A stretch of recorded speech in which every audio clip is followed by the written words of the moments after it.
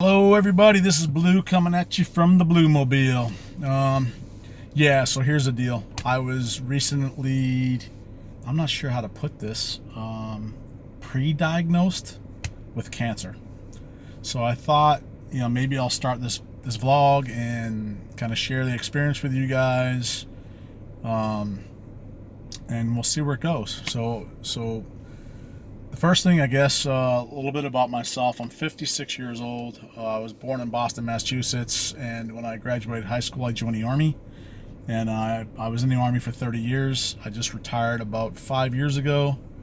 I'm a graduate of the Sergeant's Major Academy at Fort Bliss, Texas. After I retired, I went back to school, got my degree, bachelor's degree, and now I'm just everyday stiff working American. So medically, cancer runs in my family. I've smoked since I was young. I quit smoking about maybe 10 years ago. I stopped for 6 years, and then I was deployed and I tried hookah, and I was hooked again. So I smoked hookah for about a year and a half or so. It got to be a hassle. And then I ran into vaping, e-cigarettes, and I tried that, and it's so much, I want to say it's so much better, but I make my own juice. It still has nicotine in it. I vape 3%, but I don't cough and hack the way that I used to or anything crazy like that. I'm pretty physically fit. I put on some weight since I retired. Right now I hover between 175 and 184 pounds. That doesn't sound like much, but I'm kind of a short guy, but I'm stocky. So, but now I'm a little bit fat. But at 56, hey, what do you want? What else? I drink sometimes more than I should. I still vape. Even after my pre-diagnosis, I still vape, which in my mind, it's probably my addiction saying, don't worry about it. If it's not cancer, good. If it is, well, it's too late to change it now anyway, so just keep vaping, right? Because that's what addictions do to you. So long story short, today is the 26th of August. It's Monday. Let me go back from the start. About maybe 11th of June, I think it was, I had a sore throat for, at that point, about a week and a half, and I'm like, man, this thing ain't going away. Shortly after that, I was going away for a week or so on a business trip, and so I pinged my primary physician with the VA. I'm a disabled veteran. I'm over the threshold, so all of my medical is free with the VA. If you're under that threshold, only thing that's free from the VA is the things that are service connected. In other words, injuries or illness that happen, that are documented and approved by the VA, that happen while you're in the service. But once you get to that threshold, I think it's 40%. Above 40%, then all of your health care will be taken care of by the VA. So I'm over 40%. So I pinged my primary care provider through My Healthy Vet, which is the VA's website, and I said, hey, look, doc, I think I have an infection in my right tonsil. That's the area of concern right now. And can you give me a prescription for some antibiotics? Well, nobody answered. Usually they answer like that day. Nobody answered. A couple days later, I pinged them again. Same email. Hey, doc, I'm going out of town. And finally, I ended up calling. And they were like, no, the doc can't give you a prescription like that over, email, over messaging. You have to come in and be seen. When can I be seen? And it was like while I was on the road. So I said, no problem. So I called my civilian doc, which I have TRICARE as well. That's my civilian medical, which I pay for annually. It's an annual fee. And so I called my civilian doctor, as I was seen like the next day.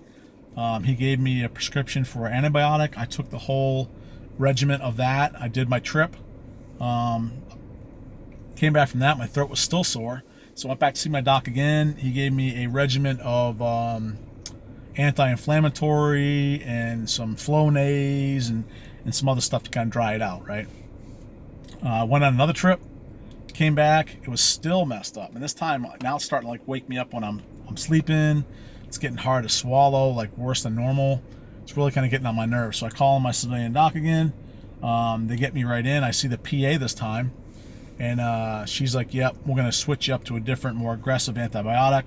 Did that, gave me that stuff.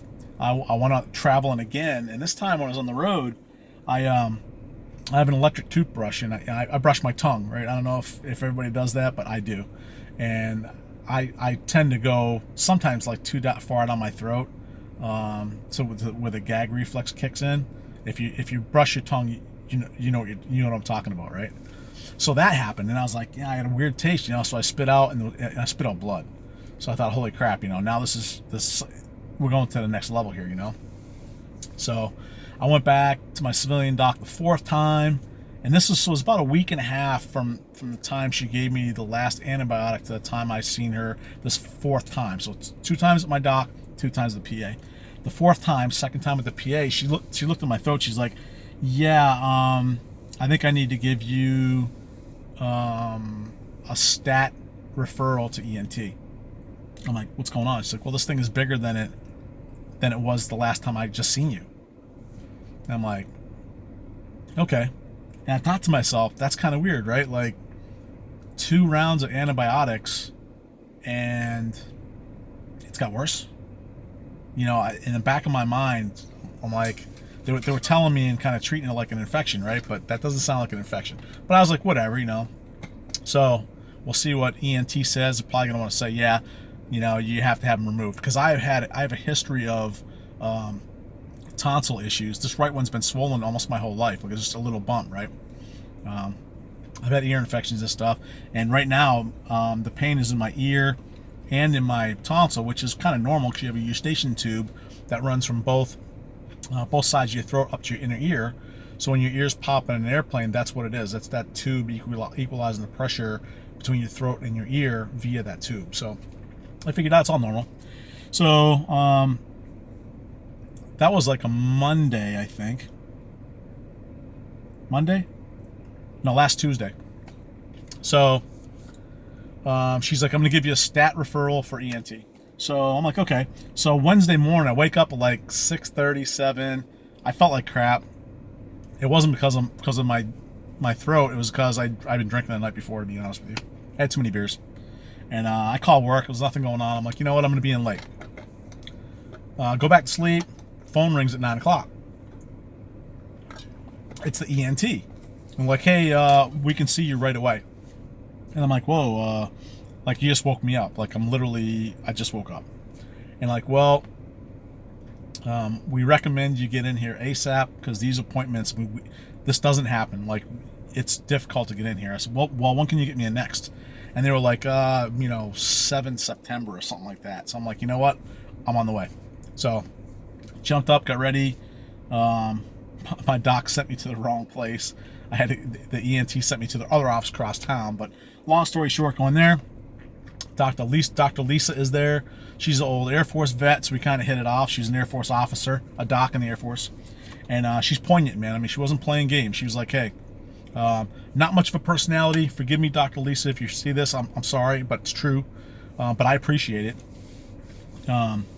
She put some spray stuff up my nose. She took one of these big long things. If you ever done maintenance and you lose a bolt down in the frame of a vehicle, you take that magnetic thing to get in there. That's what it looked like. Guys, you know what I'm talking about. But anyway, this is smaller, and it had a light and a camera on the end. And right in front of me was a 17-inch like monitor. So she puts this thing in my throat, and I can see it like going down my nose and my throat. And I asked her, hey, can I film this? Like, this is cool. And she's like, no. I don't want ambulance chases coming at me right after me. So I'm like, cool. But anyway, she checks out both my tonsils. She asked me to say E, and if you say E, you can feel something open up in the center of your throat, right? Apparently, it's your voice box. She can see that, and so the good news is she said that and all the surrounding tissue in the center of my throat looked good. And then she gave me a quick exam, and then she told me to open wide, and she literally reached like her fingers like down my throat and was squeezing my tonsil. And then she's like, hey, okay, so here's the deal. I'm pretty sure you got cancer. And I was like, well, what? She's like, yeah, you got the big C. Like, what do you mean? So, well, your tonsil is like has texture, like it's hard, and that tells me that there is a tumor in there. So what she wrote on her referral to the cancer doc was a malignant neoplasm. So apparently neoplasm, I did a little research, all it means is a mass. And if I'm wrong, you medical guys, let me know in the comments section. But anyway, so I'm like, okay, well that sucks. What does that mean? What's going to happen next or whatever? And she's like, well, chances are they're going to take the tonsil out and any surrounding tissue. They don't want to take a chance of anything staying there. She's like, one good thing is that I'm going to recommend in my referral that you go to a robotic cancer surgeon, because apparently, so you can imagine, right? You're trying to get some tissue out of your throat and the tonsil and the surrounding area, and you have these meat hooks in there and scalpels and everything else, right? Not good, no bueno. But if you have little robotics in there, snip, snip, snip, now you can reduce the trauma to the surrounding area, right? So I'm like, oh, cool, that makes sense, So she gave me two options. These are the kind of local docs or teams that do that, and I selected one, and we went and rocked that out, and she sent the referral in. She had to go back to my civilian doc and some other stuff. But so the bottom line up front is my throat's drying out right now just thinking about this. Feels like it's gotten worse since I found all this out last Wednesday. But anyway, so I'm scheduled for this Wednesday at like 1:30 to go meet my Dr. Raffi. Dr. Raff, my cancer head, nose, and throat surgeon. So that's my initial referral, I think they call it. And I don't know if they're going to take a biopsy then or what's going to happen. But yeah, here it is. I'm in high spirits. I'm kind of freaking out right now, not only because they're telling me I got the big C, and in my mind it's not verified yet, right? Like I trust Dr. Lisa, but I want empirical data, right? I want a sample on a slide and a qualified dude or dudette looking at it and saying, yep, that's what it is, or not.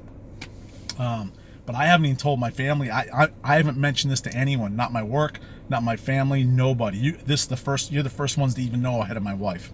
The reason is I don't want her to freak out. I mean, if it's nothing, then hey, it's all good, no harm, no foul. I'll disclose to her that I had a little scare, right? If I tell her right now, she's gonna flip out. And I don't want that. I don't want that. And I don't want pity from anybody. I don't want any pity from you guys either. Hey, I'm strong. I feel good. I'm going to look this thing in the eyes and I'm going to fight it. And we'll just see what happens. But anyways, welcome to my channel. I hope you guys continue to follow me. I'll do these as I get information. I'm not going to go crazy and try and do one every day, but we'll see how it goes, all right? So anyway, this is Blue. Talk to you soon. See ya.